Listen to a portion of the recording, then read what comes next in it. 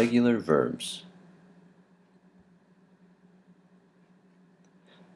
As in English, verbs have different forms.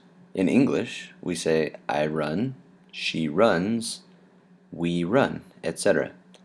So why is run used with the subject I and runs with an S used with she?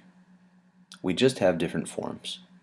On the next slide, you will find the Spanish subject pronouns I, you, he, she, we, they, and you guys, along with the different endings that verbs receive depending on who the subject is. In Spanish, there are three possible kinds of verbs. There are verbs that end in AR, ER, and IR. These have similar but different endings. It is important to note that these are regular verbs. Later, we will see verbs that are irregular or that don't follow these rules. So the subject pronouns for Spanish are yo, I, tú, you, which is informal, so to say you, if you're talking to a friend or a family member, you would use tú. Él is he with an accent. Ella, she. Usted is you, formal, so somebody with whom you have a formal relationship, you would use usted. Nosotros, we. Ellos, they, which means they when you're referring to an all-male group or a mixed group of male and female. Ellas means they when all of the members of the group are female. Ustedes means you guys or you all.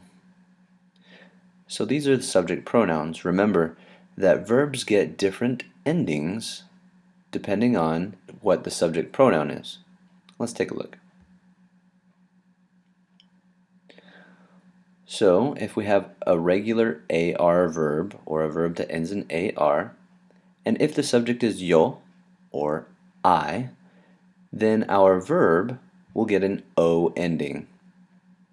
And what we do is we remove the AR from the end of the verb and replace the AR, in this case, with the O.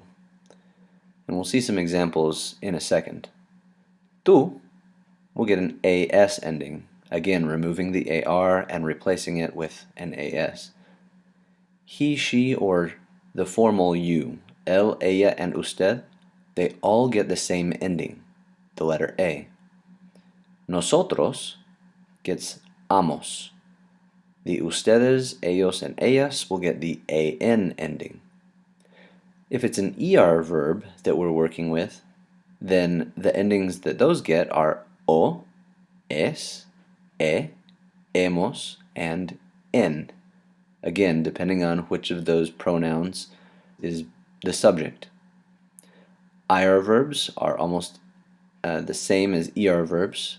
With IR verbs, we have o, es, e, hemos, and en. So the only difference between the ERs and IRs is the nosotros forms.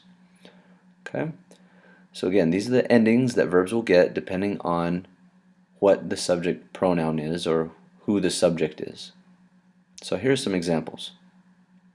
Here we have the verbs hablar, comer, and vivir, which mean to speak, to eat, and to live, respectively.